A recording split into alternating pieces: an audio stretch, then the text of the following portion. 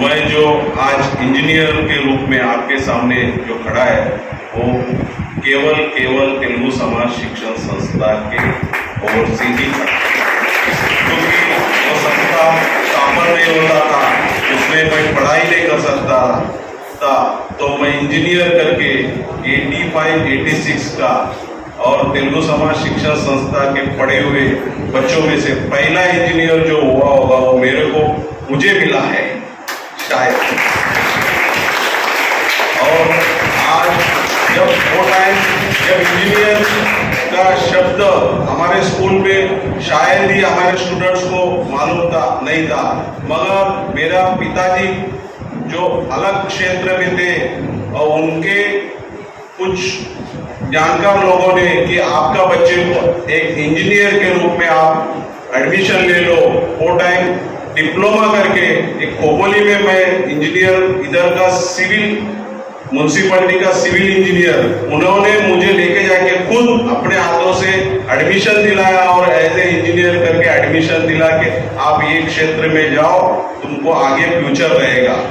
मुझे गर्व है जो मेरे गॉडफादर एज ए दामोदरन करके जो सिटी इंजीनियर करके कॉरपोरेशन में कई साल तक किया, अभी रिटायर हुए, उनका पूरा योगदान रहा। जो इंजीनियर हर एक का गुरु होता है, हर एक स्टूडेंट का गुरु होता है। जैसे इधर अपने इंजीनियर बने, उनको भी कोई ना कोई गाइडलाइन किया होगा, आप ये क्षेत्र में जाओ, वो क्षेत्र में जाओ, ये क्षेत्र में जाएगा, डॉक्टर पढ़ेगा तो आगे फ्यूचर रहेगा, इंजीनियर पढ़ेगा तो आपका फ्यूचर रहेगा। मगर उनका खुद का एबिलिटी होना बहुत जरूरी है। कोई भी क्षेत्र में जाओ और प्लानिंग ऑफ डेवलपमेंट कोई भी क्षेत्र का, वही बोलते इंजीनियरिंग। आज डॉक्टर विश्वेश्वरैया के बारे में डॉक्टर साहब ने बताया, बाकी लोगों ने बताया, उनका अपना चेयरमैन ने भी बताया कि जो ट्रेन एक्सीडेंट होने वाला था तो वो ही ज्ञान है engineering. Planning is the must. आज भिवंडी डेवलपमेंट करने में क्या क्या प्लानिंग होना चाहिए, कैसा होना चाहिए, ये इधर का लोकल इंजीनियर को का काम है, कॉरपोरेशन का काम है। और बाहर से आज एमएमआरडी बहुत बड़ा डेवलपमेंट भिवंडी में करने जा रहे हैं, उसके अंदर काम करने का प्रत्येक व्यक्ति इंजीनियर ही है। एज ए कॉन्ट्रैक्टर के रूप में काम कर रहा है, एज ए प्लानिंग के रूप में काम कर रहा है, एज ए कुछ डेवलपमेंट के रूप में। आज जो अपन जिधर बैठे हैं वो स्कूल का बिल्डिंग भी बनाया, तो उसी के लिए भी एक इंजीनियर की जरूरत थी, एक कॉन्ट्रैक्टर की जरूरत थी। As a engineer, as a contractor करके एक माले के ऊपर आज 4 माला अपन बन गए। इस सभी क्षेत्र में काम करने का जो अनुभव होता है और एक मन में जुनून होना चाहिए। इंजीनियर बनने के बाद उस क्षेत्र का, आज सॉफ्टवेयर इंजीनियर बने, वो सॉफ्टवेयर डेवलपमेंट का इंजीनियरिंग करते करते अच्छे पोस्ट पे पहुंच जाते हैं, जिसका पैकेज जो है करोड़ों में रहता है। हर एक क्षेत्र का अलग क्षेत्र में अलग डेवलपमेंट होना जरूरी है। बच्चों में आपको बताना चाहता हूं, तो आप आज 10th स्टैंडर्ड है, कोई 11th में पढ़ रहे हैं, आपका मन में जुनून होना जरूरी है। आगे जाके आपका फ्यूचर आपके हाथ में, आपको क्या बनना है, कौन से लाइन में चॉइस करना है, कौन सा लाइन में क्षेत्र में जाना है, ये आपका।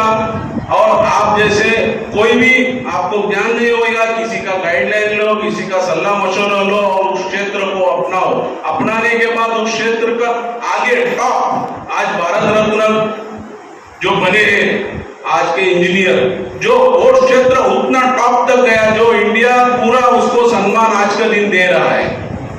तो ऐसा क्षेत्र में, ऐसा क्षण में जो आज जब इंजीनियरिंग पढ़ रहा था, तब मुझे ये मालूम नहीं था कि ये क्षेत्र क्या है, ये क्षेत्र में आगे क्या होने वाला है।